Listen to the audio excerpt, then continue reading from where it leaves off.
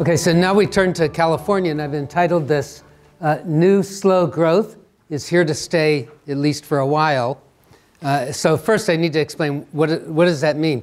California has been growing much faster than the US throughout this expansion, as measured by employment growth between 2 and 3%.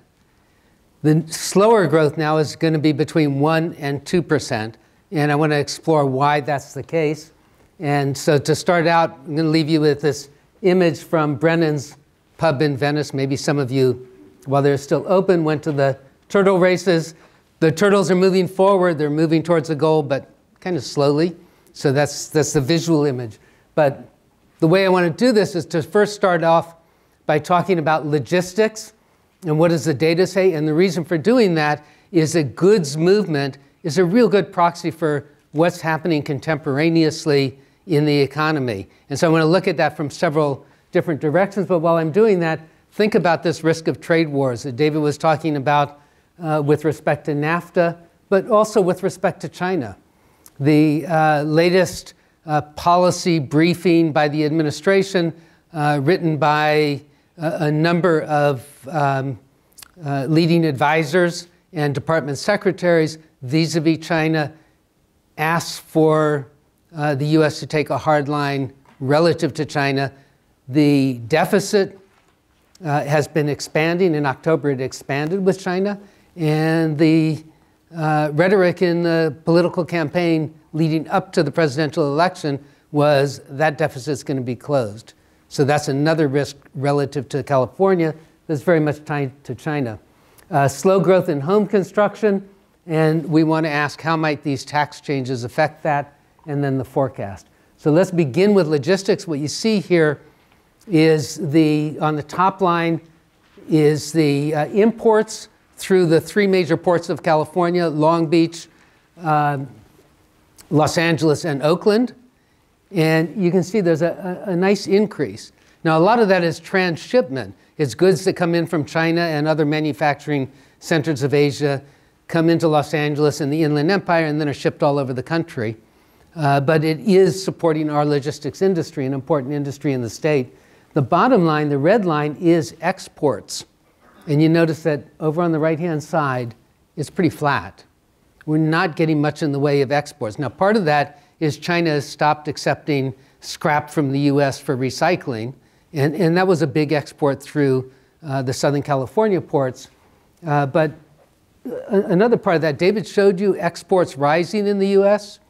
And some of that is petroleum, and that's not coming through California ports. Some of it is machinery and other goods going to Europe, also not coming through California ports. Ours is fairly flat. And just turning to airports, this is high-value, time-sensitive goods. Same picture. Imports rising, nice upward trend.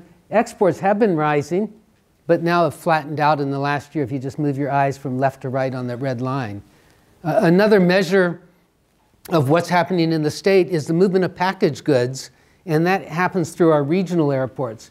So if we look at this, we've got 3 lines here. One is Northern California regional airports. That's the top line, and that's San Jose, Sacramento, and Oakland. And then the middle line is Ontario, and the bottom one is San Diego.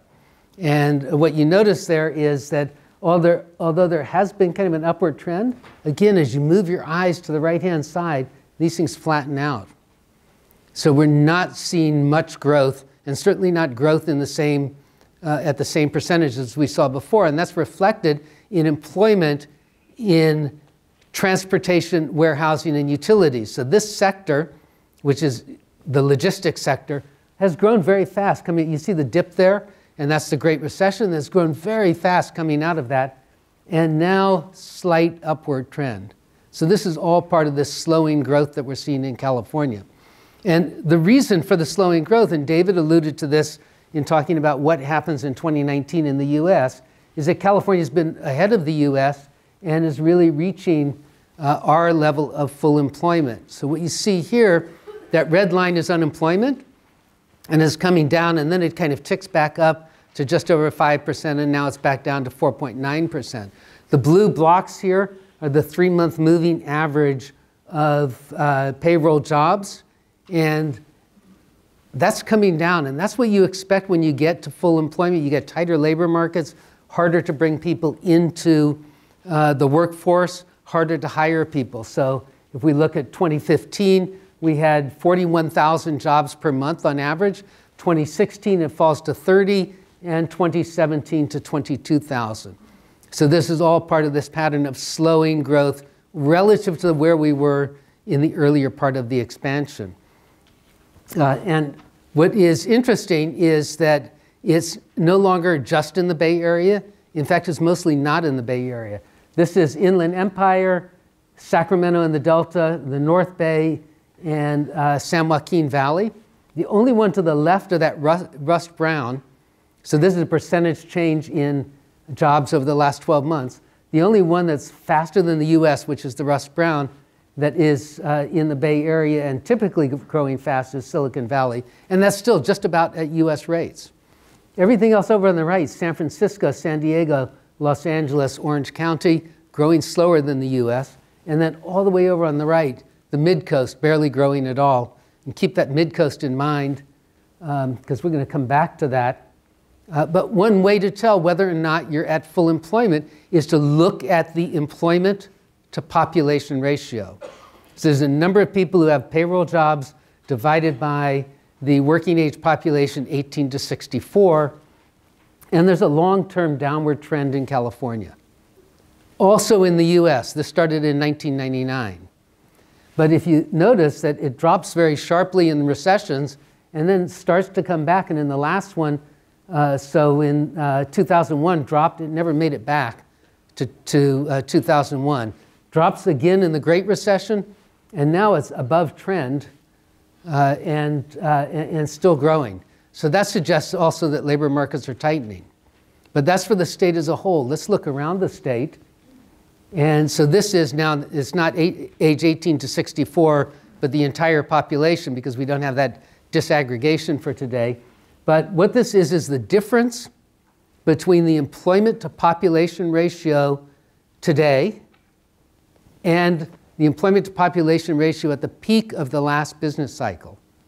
So if the bar is above the line, that means the employment to population ratio is higher than it was at the last peak. And those are, not surprisingly, San Francisco, Silicon Valley, but also Inland Empire, Sacramento, LA, and the East Bay is just back to where they were in 2007. Those that are not there, there are two that look like anomalies, Orange County and San Diego. We think this is either data error and will be revised with the March benchmark, or a change in demographics, because the unemployment rate in these two counties is in the 3% range. So surely if unemployment rate is in the 3% range, labor markets are tight, there couldn't be many people sitting on the sidelines saying, I can't really get a job, so I'm not going to come into the labor market. So those seem to be anomalies, but the others, San Joaquin Valley, Mid-Coast, and remember the Mid-Coast wasn't growing very fast, and Ventura, those are places where we think new entrants to the labor force can be brought in, and that could be the basis for economic growth, and growth a little faster than the US. So tightening labor markets, but there's still some room regionally to grow. What the national forecast does imply for California is more investment spending due to the tax plan. And since we are labor constrained, that's going to push up wages in California. More defense spending, particularly on defense durable goods. Since we're labor constrained, that's going to push up wages in California. And the minimum wage increases that are happening in these tight labor markets, we're going to see more automation of lower skilled jobs in California. So those are the three implications of these tight labor markets. You could ease labor markets if people from other parts of the country would move in, but what mitigates against that are high housing prices. This slide shows you the Case-Shiller home price index relative to where it was in 2007, the peak of the last bubble. For San Francisco, that's on the top, San Diego in the middle, and Los Angeles on the bottom. And if we just draw a line across there, homes in each of these metropolitan areas are more expensive than they were at the peak of the bubble. So that's a real deterrent for people coming into the state from outside. So our housing forecast is for more housing being built, and it has a nice upward trend, but then it doesn't kind of roll over as in the national forecast because we have all of this pent-up demand, but it's pretty flat, and that's the blue area on the right. And that puts us kind of right back to where we were in 1999, 2000. So moderate increases in the number of homes. If you do the analysis, that's about enough new homes for what the native population increase in California demands. It's not a lot of new homes for people coming from outside of California. So this labor-constrained markets means that we are pretty much at full employment, and we're going to grow slower. There's just not the labor to pull in to support faster growth. Okay, so what about the tax plan, and what is that going to do? And David talked about, we kind of don't know what's going to come out of this committee. So when I have a difficult problem like this that involves politics, I go to someone who is very smart and who has no skin in the game and no real political views and ask them the question. And so that's what I did again this time, and that was the answer. We don't know. But we can say a few things about it. That was my grandson, by the way.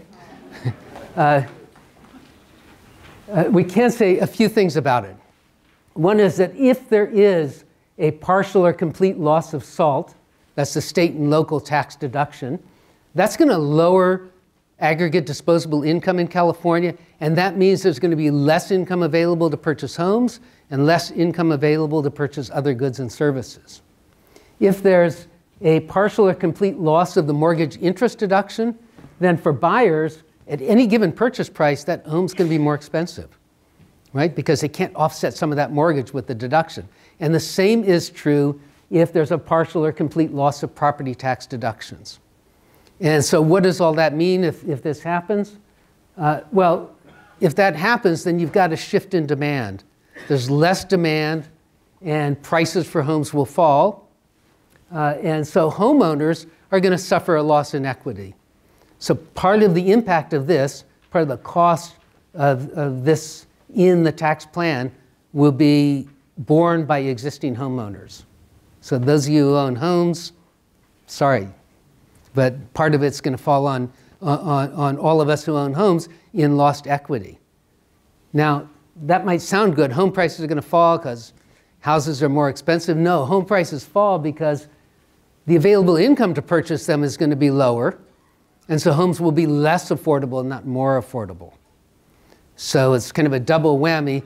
Homeowners, less equity. Home purchasers, less able to buy homes.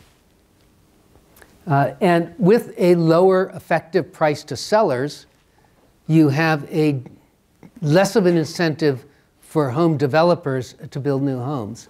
So you can expect fewer homes to be built in California than are in the forecast here. So the implications, slow growth is here in California for a while. Population growth is constrained by housing prices, and the native workforce is at full employment. Housing market may soften, but if it does, it's not in a good way. And investment and defense spending are going to push up wages. That leads us to the forecast in which we have the unemployment rate falling to 4.6%, payroll employment growing, but growing at a slower rate, ending up growing at 1.2%. So we're still growing faster than the US, but not by much. Personal income growth is pretty good, and we end up with housing permits of 121,000 per year. So that concludes the California forecast. Thank you.